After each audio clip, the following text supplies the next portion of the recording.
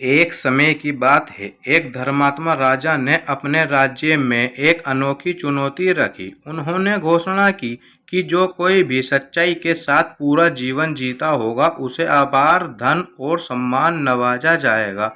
इस घोषणा से पूरे राज्य में हलचल मच गई। हर कोई इस इनाम को पाने के लिए उत्साह था। उसी राज्य में एक गरीब लेकिन ईमानदार किसान रहता था। उसने अपने जीवन के हर कदम पर सच्चाई को अपनाया था, चाहे वह उसके खेती का काम हो या उसके पड़ोसियों के साथ उसका व्यवहार। वह हमेशा सच्चाई के मार्ग पर चलता रहा। एक दिन किसान ने सोचा कि वह भी राजा की चुनौती का हिस्सा बनेगा। वह राजा के दरबार में गया और अपनी सादगी और ईमानदारी की कहानियां सुनाई। उसने बताया कैसे उसने अपने खेत में सोने की मुद्राएं पाई थी, परंतु उसने उन्हें उसके असली मालिक को लौटा दिया। कैसे उसने अपने पड़ोसी की भूलवश भेजी गई अनाज की बोरी उसे वापस कर दी थी।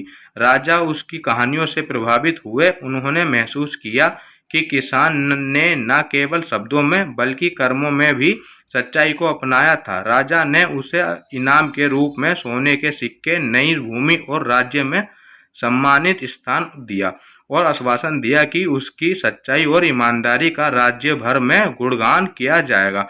इस घटना से प्रेरित होकर अन्य लोगों ने भी सच्चाई के मार्ग को अपनाने का संकल्प लिया। यह घटना पूरे राज्य में सच्चाई और ईमानदारी के महत्व को उजागर करने वाली बन गई।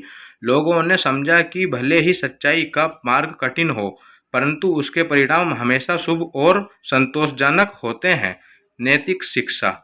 सच्चाई हमेशा जीतती है। यह कहानी हमें यह सिखाती है कि सच्चाई का मार्ग चुनना हमेशा फलदायी होता है और अंत में यही जीत की कुंजी होती है।